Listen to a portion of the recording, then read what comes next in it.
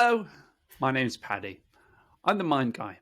I'm a mental health advocate and logistics consultant who's helped hundreds of logistics professionals with their mental health challenges in the workplace.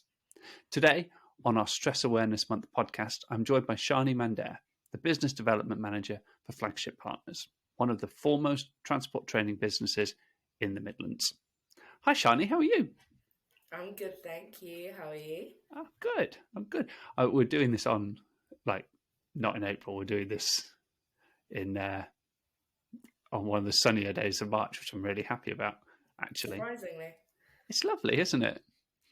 So, diving straight in, Sharni, can you tell us a little bit about your time in the industry? Like, where are you now and how did you get there? So, I started off in recruitment, covering commercial and industrial recruitment. So I did a bit of both.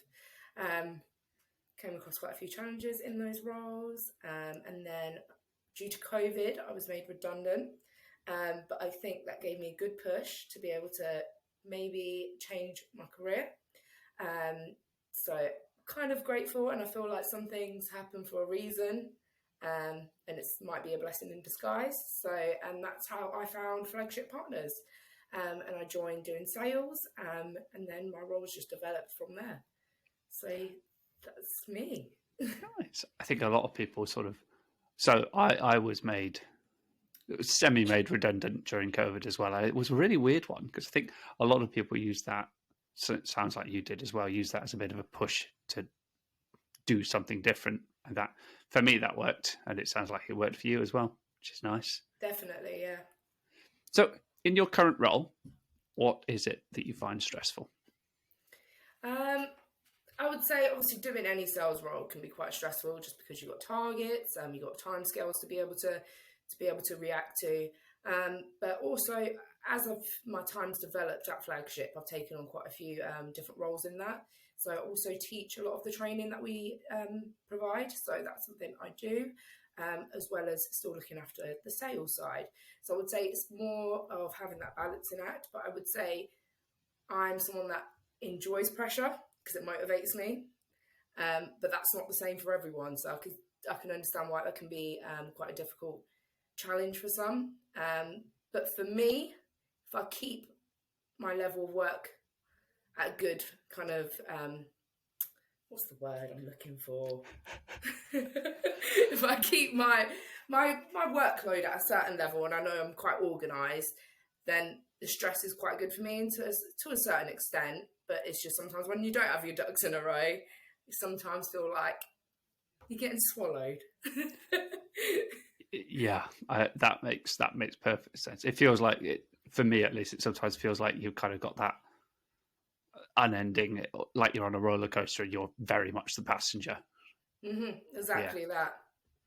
So when you do feel like that and that kind of stress happens, what effect does that stress have on you? I'd say a big coping mechanism for me is food. It shouldn't be, but it tends to be. So first thing that probably comes to me is, I really fancy a McDonald's, or I really fancy this, or whatever it is. So I would say that's something I do quite a bit. And I would just say sometimes having a rant for me, getting it all out, is the best thing for me. So sometimes I always say in the office, I'm going to go off on one. Just give me 5 minutes. And I just start going crazy. I have a little stress ball that it's actually shaped in as a truck, considering work in transport. Got a bigger truck. Yeah. And I'll probably squeeze that a few times. Might even give it a throw on the wall. This all sounds really, generally speaking, quite harmless. It feels like we've got roughly the same coping mechanisms. I love like a greasy takeaway pizza as a kind of, I've had an awful day, I need a corner shop kebab type pizza, and that makes me feel so much better. It does. Also, I would say something that's maybe that might not, all of those things might not work for someone else, but something I find is if you write down all the things that you feel are going a bit rubbish in your life or you find difficult to deal with, and then kind of look at those. Once they're on a piece of paper, you can kind of be able to attack them slightly differently. And then you're kind of getting everything down and out. Keeping things in is probably what's going to make it worse, and that's where you feel like you're drowning and it's not getting better. And then also you kind of have that point of, can I change any of these things? Is there anything that's going to be able to, for me to do anything? Or can I get support for me to be able to change some of those things? Some things, unfortunately, in life, you can't change. And you need to kind of get to that point where I need to let it go sometimes. And then once you've kind of got that list going, what can I work on? What can't I work on? Things come across a little bit more manageable. And then you kind of get that thought process. Am I stressing about this for no reason? Or is it worth me stressing about? Yeah. Because some things are just uncontrollable. Oh yeah, definitely. I can't remember who it was, but I was in a talk with someone who constantly banged on, and I mean banged on, that his whole thing was control the controllables, control your controllables, or whatever it was. And so it was all about like making sure that, like you say, everything you can control, you've got a handle on, but everything else, just kind of ride the wave on it. There's nothing you can do. There's no point in stressing about it. So that's good. And also, you have life experiences. Not everything you're going to experience in life is going to be good, but it will help you in another situation you may come across. So it might seem like, for example, we mentioned about being made redundant. At the time, it was horrible, especially in that uncertain time we were in, where we didn't know what was going to happen. To me, I thought like that was the worst thing that could have happened, but actually it gave me the push to go do something else. It actually developed me as a person, because I felt like that role was quite restricting for me. And I've actually become a lot happier because I've got a variation within my role. I'm not doing the same things day in, day out. So sometimes it works out better in another way, and you'll be able to use those skills that you've kind of felt like a deer in the headlights at that point. You've had that kind of, my first time, I know what to kind of expect, and you know how to attack it later on in a better way. Yeah, definitely. Well, I was going to use the COVID redundancy as an example. Like, me particularly, I never would have thought of making the jump, but then obviously I got pushed. There was no other way to do it. So yeah. Okay, finally, what is your top tip for someone else who's on a similar journey to you? I would say talking to others is key. If you don't feel comfortable talking to other people, then I would say keeping a diary or a log of thoughts or feelings that potentially, and if you're not someone that's maybe in touch with your thoughts and feelings, I'm not expecting everyone that comes across us or comes into our line of work or anything to feel like you now need to sit there and cry with me, or no, that's not what I'm trying to say. However, a good cry it does help. It does help. Sometimes it's just writing down, what have you achieved today? What can be left till tomorrow? And what could be left till next week?